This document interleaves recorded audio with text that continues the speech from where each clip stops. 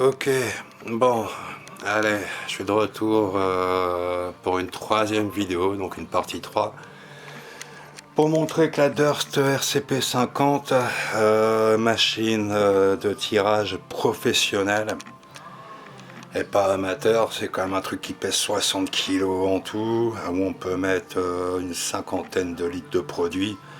Et c'était un truc qui était utilisé dans tous les labos photo, quoi. C'est donc une machine professionnelle que je revends. Je dis ça pour les éventuels acheteurs qui me posent beaucoup de questions, qui a été fabriquée au début des années 80 en Allemagne de l'Ouest. Donc souvenez-vous, à une époque, il y avait, suite à la Seconde Guerre mondiale, il y a eu un partage de l'Allemagne qui avait perdu la guerre, vous vous souvenez. Et l'Allemagne de l'Est, c'était les soviétiques, c'était gris, dégueulasse, et l'Allemagne de l'Ouest, c'était là, branché américain, français, les gagnants, quoi. Donc là, en fait, on fabriquait. Et Durst était la marque numéro un au niveau tirage de tout ce qui était argentique, que ça soit agrandisseur, ou que ça soit machine à développer, ou que ça soit bobineuse manuelle pour fabriquer ses films soi-même, etc. Que des choses qui n'existent plus. Mais bon, donc cette machine a été fabriquée, on va dire en 1982 par exemple. Alors ne vous attendez pas à ce qu'une machine qui a été fabriquée en 1982, même une machine professionnelle, fonctionne exactement de la même façon que lorsqu'elle est sortie de l'usine en 1982. C'est utopique de penser ça. C'est ridicule. Même une bagnole, elle a besoin tous les ans d'un petit, vous voyez, des vidanges, qu'on s'occupe un peu du moteur, etc., etc., etc. Et ben ça, c'est une machine professionnelle et c'est le même topo. Donc je l'ai stocké pendant 25 ans. Enfin, moi, je l'ai depuis 2003. Un gars l'a récupéré en 99, un ancien étudiant de Saint-Luc. Il s'en servait pas. Donc il a filé un autre gars qui faisait de la couleur, qui s'en servait pas non plus et qui n'avait pas la place pour la garder. Et vu qu'il n'était pas photographe pro, au final, il me l'a refilé en 2003. Donc j'ai cette machine depuis 2003. Depuis 2003, elle est stockée. J'en ai pris grand soin.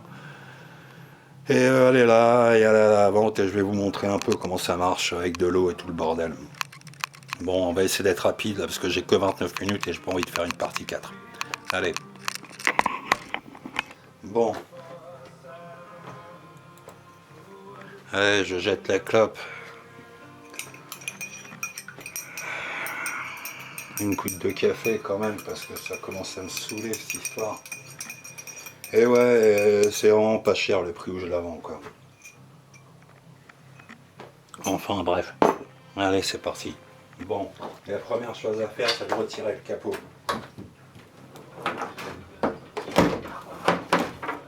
Le capot, donc je rappelle qu'il faudra mettre ici du scotch tout autour, remplacer le scotch un petit peu mousseux, qui sert uniquement à empêcher, à sécuriser. C'est une sécurisation finale pour empêcher la lumière de rentrer. Bon, évidemment, après 25 ans, le scotch s'est barré. Donc ici, il faudra remettre simplement une bande de scotch tout autour, un scotch noir un petit peu épais. Alors, pour ce qui est des bacs, donc on enlève le couvercle, ça c'est donc le couvercle pour conserver la température. Alors, voilà les trois fameux bacs. Je vais rapprocher la lumière. Je vais me la mettre ici, comme ça vous allez bien voir.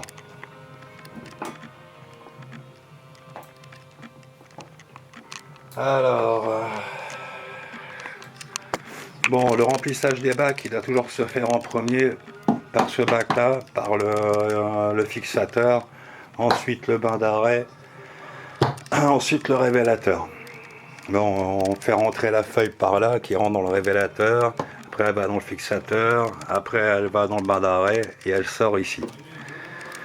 Alors, comment je vais vous mettre ça? Je vais vous mettre ça comme ça, hein, j'ai pas le choix. Vous allez rien voir, évidemment. Bon, allez. Bon, je vais faire ça avec un seau, c'est plus simple. Je mets les produits Donc les produits, vous pouvez les mettre directement comme ça.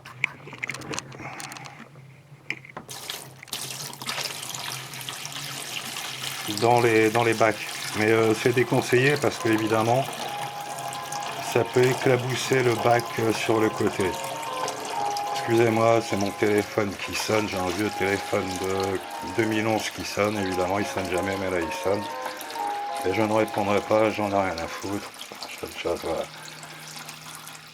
Donc ici vous remplissez. Donc vous voyez, ça c'est un seau de 20 litres. Non, 10 litres. Bon, enfin le seau il va y passer quoi. Bon, n'hésitez pas à remplir, de toute façon je vais vous montrer. Quand on remplit trop, ça peut s'évacuer. Hein. S'il y a un trop plein, on s'en rend compte une fois qu'on met les rouleaux. Et s'il y a un trop plein de produit, le produit s'évacue par les tuyaux d'admission qu'on doit utiliser normalement.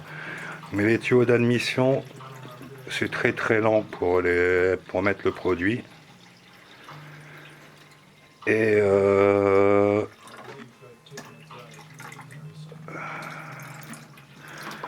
voilà. Donc là, déjà 10 litres de mie.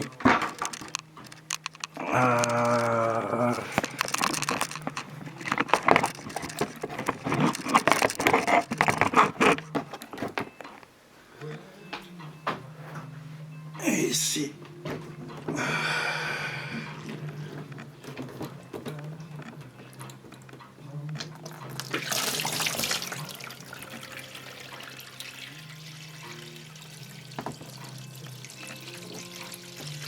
Bon, je l'ai testé les derniers jours, hein. Sinon je ne ferai pas la vidéo maintenant.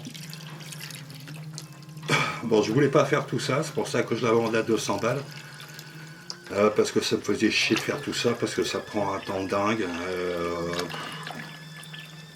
Enfin, bref.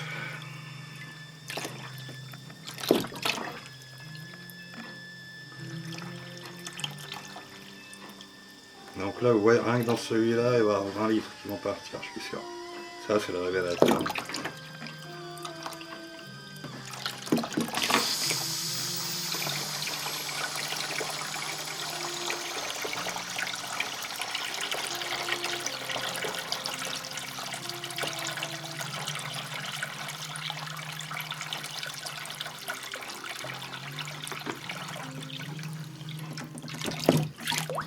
Bon, il y a des chances que j'ai mis un peu trop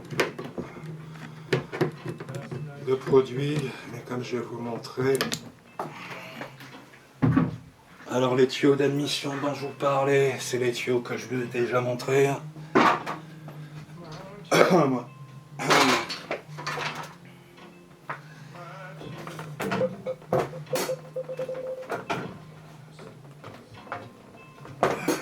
Soit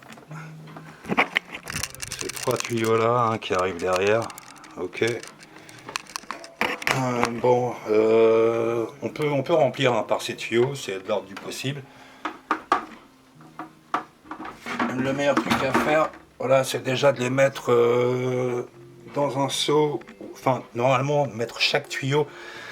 Le tuyau du révélateur dans un bidon révélateur, le tuyau du bain d'arrêt dans un bidon de bain d'arrêt, puis le tuyau du fixateur dans un bidon du fixateur, pour que s'il y a un trop plein que la machine rejette, que ça soit rejeté dans les bidons eux-mêmes. Alors,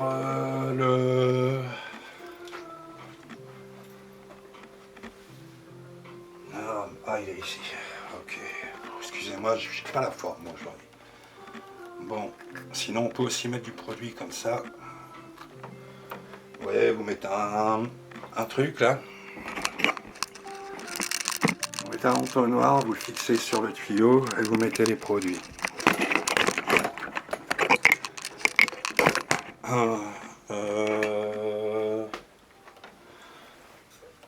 Hop là, je vais vous montrer vite fait. On fait ça.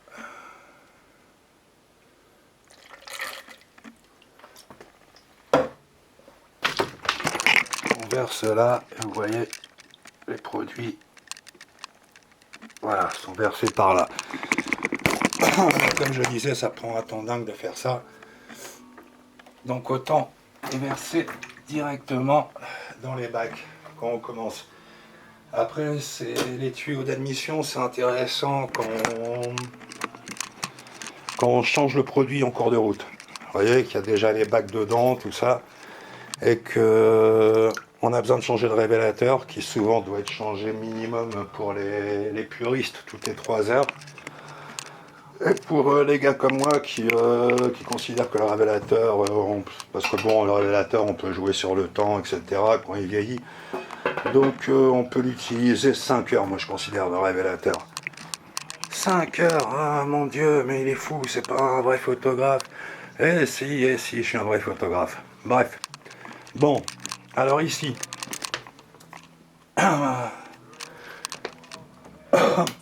Donc vous prenez une prise comme ça, vous allumez, toujours. Là, c'est allumé. Ici, on arrive là, ici. Tant que la mise au point se fasse bien, on appuie sur On. Donc ouais, il n'y a plus de problème de moteur. Hein. Donc le problème de moteur était tout simplement au fait que la machine tournait à sec, sans eau. Parce que c'est tout le corps de la Durst où l'eau circule. Voyez-vous, là par exemple, il y a un trop plein de produits. Qu'est-ce qui se passe? Ici de toute façon, ça ces deux trucs là, ça sert à absorber, à pomper le produit. Vous voyez, celui-là et celui-là. Là quand on bloque, il est bloqué. Là quand je lâche, et le produit ressort ici. Et ici. D'accord? Pourquoi est-ce que ça fait ça? Ça fait ça pour que les produits soient mélangés constamment. Pareil ici. Donc ici, si je mets mon doigt sur celui-là, au bout, ça ne lâchera pas. Et là, vous voyez, c'est reparti. C'est donc pour que les produits soient constamment en mouvement.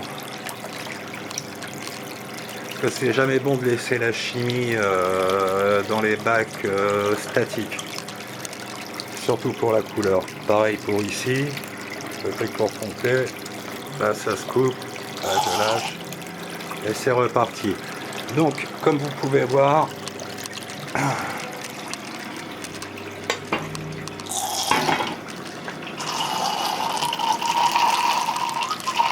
les 3 bacs fonctionnent. Hein. Donc au niveau pompe du produit et au niveau rejet du produit dans le bac pour que le produit ne stagne pas. Ensuite, donc théoriquement quand on a fait ça, on doit mettre le capot. Alors le capot ici, vous avez 3 petites encoches. Les 3 petites encoches sont faites exprès.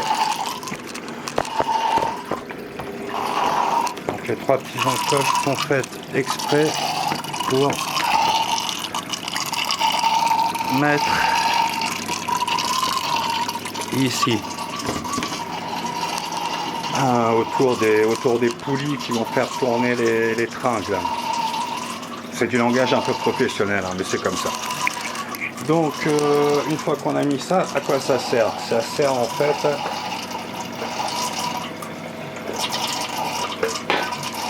à pouvoir faire les réglages. Donc je recule un petit peu quand même. Donc vous voyez là, donc le développeur révélateur, c'est donc le premier bain. Je l'ai mis à donc il va donc de 29 degrés jusqu'à 40 degrés. Donc là je le mets à 29. Là il est à 22,7.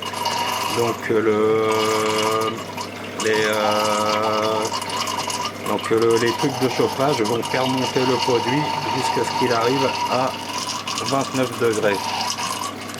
Ça c'est pour le fixateur. Alors le fixateur on appuie ici sur DX. On est donc à 26,4. Et là pareil, je demande 29. Bon, on peut demander plus, hein. Je peux demander 35, voilà, machin, jusqu'à 40. On va pas se prendre la tête, on va rester à 29. Ici pareil, hein, ça fonctionne aussi.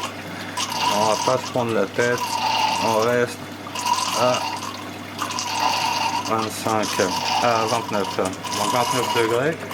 Théoriquement, il faut à peu près une demi-heure, vous voyez, pour que les produits se mettent à température, pour que le révélateur et le fixateur se mettent à température. La vitesse. Alors la vitesse, c'est pour la rotation des axes. Les axes qui seront reliés à ces tringles, et les tringles feront tourner tout le truc. Donc ici, on a une partie de l'axe. Et ça se met, comme je l'ai montré sur une des vidéos, ici, contre celui-là, pour que ça ne fasse qu'un, contre celui-là et contre celui-là. Par contre, important, je signale, en fait, il manque les... c'est ce qui manque en fait à la machine. Il y a les trois... comment on appelle ça,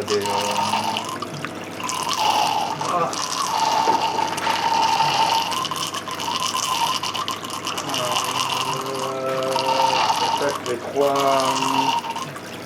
c'est des trucs de, c'est pour relier en fait la tringle à ça. Donc vous voyez, c'est des petits trucs en plastique. Il manque les trois. Donc ça, il faut trouver les trois.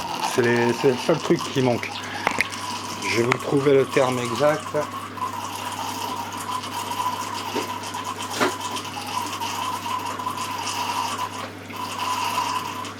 Je retrouve le papier, évidemment.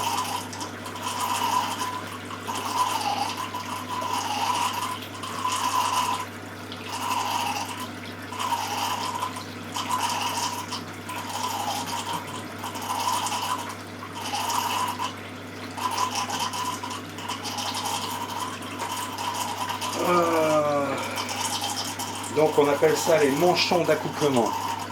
Alors ici, il manque 3 manchons d'accouplement pour chaque tige. Bon, c'est des tout petits trucs, hein, les manchons d'accouplement. Des petits trucs en plastique. Ok. Donc là, bon, une demi-heure, hein, ça prend du temps.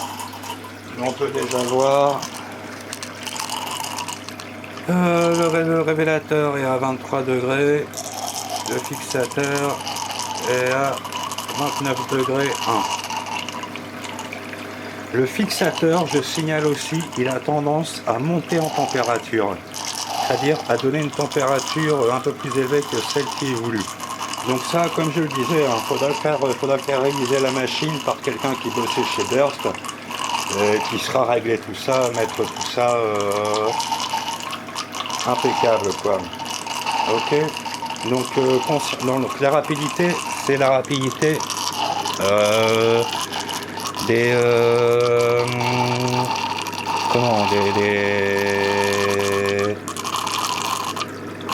des tiges quoi qui tournent ici pour faire tourner les rouleaux.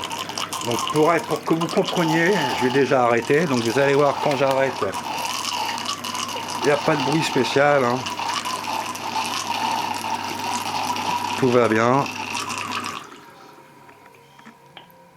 Vous voyez, le bruit a complètement disparu, donc la machine est opérationnelle.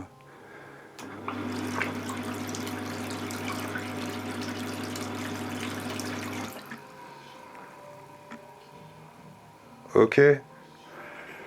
9 minutes 59 il me reste. Putain, je sens que j'ai encore en faire une autre de vidéo. Enfin bref, bon, je mets ça comme ça. J'ai pas plus haut, c'est pour poser le truc, c'est pénible, mais bon, c'est ainsi. Peut-être essayer avec un truc comme ça, mais je suis pas sûr.